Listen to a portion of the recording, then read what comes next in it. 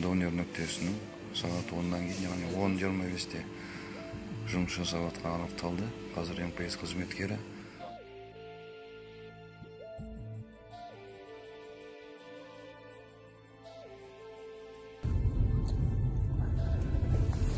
Охрана бәрін қойсын.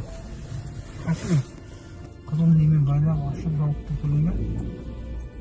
Вот Алтынбанктың зданиесі выходит толпа девушек. Сотрудники банка представляют. Пожалуйста, предоставьте документы.